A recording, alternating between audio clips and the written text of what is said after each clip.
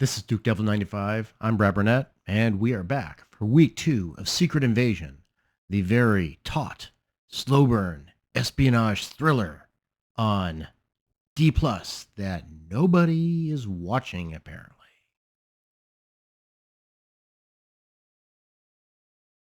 This week we do not pick up where we left off. Rather, we go to a flashback in 1997. So in 1997, Fury's meeting with a group of Skrulls, and among them is the bad guy of this show, Gravik. He's a young child who's been orphaned, and he's now joining the group of Skrulls. Fury tells them that, he and Carol Danvers are going to help them find a home because they haven't been able to find one. They've been kicked out of every place, so they can take refuge on Earth while he and Captain Marvel find them a home. But in exchange for this, Fury says, you're going to have to work for me, which means he's now employing Skrulls as his spies in 1997. You keep your word, I'll keep mine. Anyway, flashback to present day, right after the bombing attack. Fury and Talos have gotten away, and they're getting out of Russia on a train. Fury relates a story about how when he was a child, he would ride up to Chicago with his mom and sister in a segregated train car. And they played a game called Tell Me Something I Don't Know. Name of the game is Tell Me Something I Don't Know. And that's where Fury learns from Talos that, there are not just a few Skrulls on Earth. There's a million Skrulls. They're all here. And they're all over the place. And Fury gets all upset. Right now? Have you lost your reptilian ass mind? It's like, how do you put this many Skrulls here? We can't get along. Humans can't get along ourselves. How do you expect us to get along with Skrulls? And so they're just fighting because Fury promised to take care of him, and then Talos opened the gates. Wait a minute. Ooh, this doesn't sound like a present day allegory, doesn't it? Anyway, Fury kicks him off the train. I think this is your style. Yeah, because Fury runs the train apparently, and he just kicks him off. Okay, whatever. Meanwhile, the United States has been implicated in the attack on Russia because the bomber was American, apparently. He's actually not. He's a Skrull in disguise. Everyone's on a war footing. We see a bunch of news clips with politicians addressing the attacks. One of them, of course, is Shooter McGavin, Christopher McDonald. You know that means he's a character, and he shows up later. And guess what? Not surprisingly, these politicians are in fact Skrulls. Yes, that's right. The Secretary of NATO, the Prime Minister of Great Britain, they're all Skrulls. And is anyone shocked? No, not really. But they're all part of the Skrull Council. And they're all meeting to discuss the attack. And that's when Gravik shows up. And Gravik says, look, we've been let down. Fury let us down. He told us we would have a home. And, it's time for us to take a home. And we're going to take Earth as our home. We're tired of these humans. Basically, we've been pushed around long enough, and we're going to start a war, and we're going to take over. The council eventually agrees, like, okay, yeah, we're all on board. Yeah, let's take it over. We're already here. Let's invade. Invade where you're already at. But that makes no sense. Anyway, the council appoints Gravik Skrull General, which means he is now in charge of the secret invasion. But one member of the council, Shirley, I am serious, and don't call me Shirley. contacts Talos and says, Gravik's taking control, and Talos says, I need to meet with Gravik about my daughter. That's it for Talos pretty much for this episode. Because back in London, we see Rhodey talking to the European powers, trying to convince them that the United States is actually not behind this attack.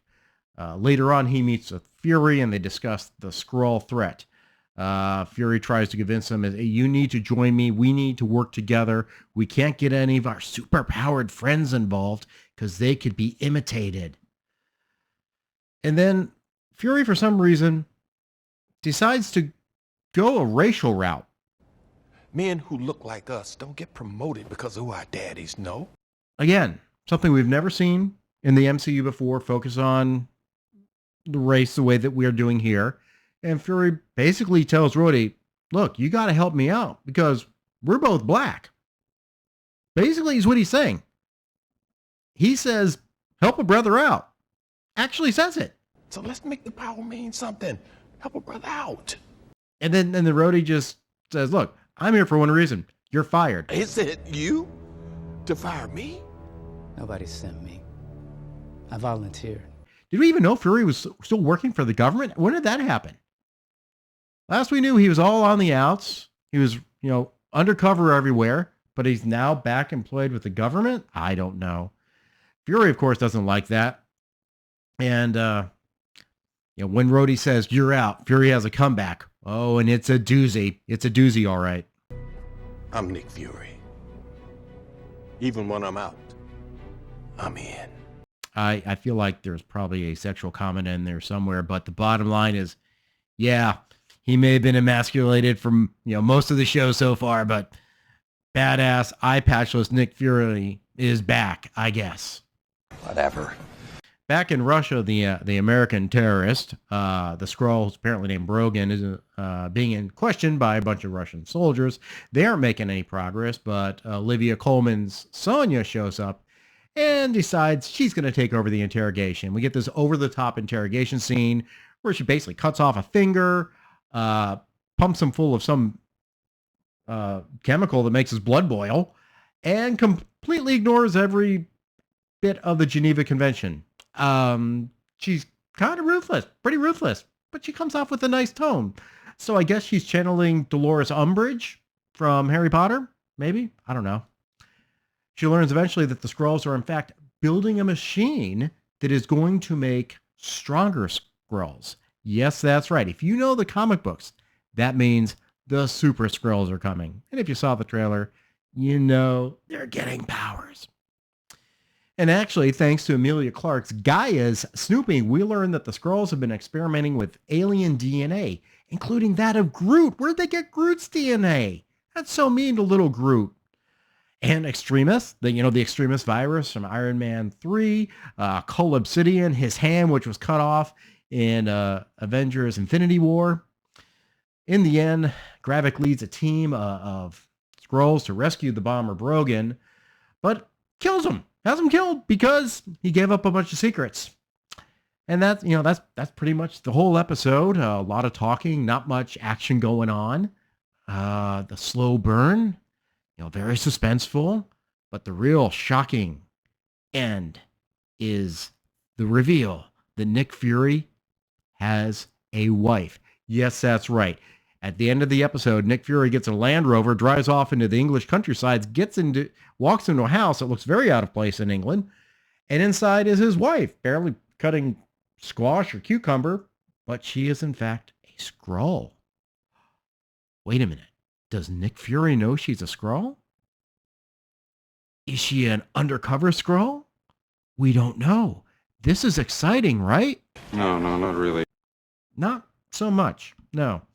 Because, again, this is the MCU throwing a bunch of stuff on the wall without really telling a story. They're putting a lot of extraneous stuff in this episode just to fill time. This could have been done as a movie. We've all seen Invasion of the Body Snatchers. It can be done in a 2-hour movie if you have good editors and good storytellers. But that's not what we're getting.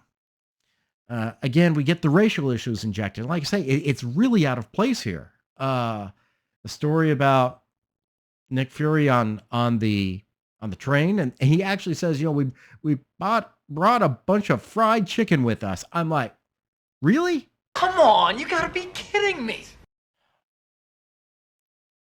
The other non-surprise in the surprising show is all the Skrulls. Anytime you see someone on screen who is a name, you're probably thinking this is a Skrull. All those politicians, as soon as they popped up on screen, you had to know they were Skrulls. Guess what? Here it is. My guess at the end, POTUS. That's right. Ritson, I think his name is President Ritson, Dermot Mulroney. I bet he's a Skrull too. And that's going to make sense because we got to replace that president to bring in Thunderbolt Ross, aka Harrison Ford, coming back for yet another franchise which is going down the drain. We did get an Avengers mention. That's nice. We can't have them show up because, the Skrulls could imitate them and it'd be all over. Not that they could imitate the powers of Thor, even a Super Skrull can't. But at least they've addressed it, I guess. So that's why they're not here. Not that we actually can't afford them, or not that we want to make the story really interesting by having the superhero community taken over by Skrulls. But the last real takeaway from this whole thing, honestly, is that Nick Fury is a dick. What a dick.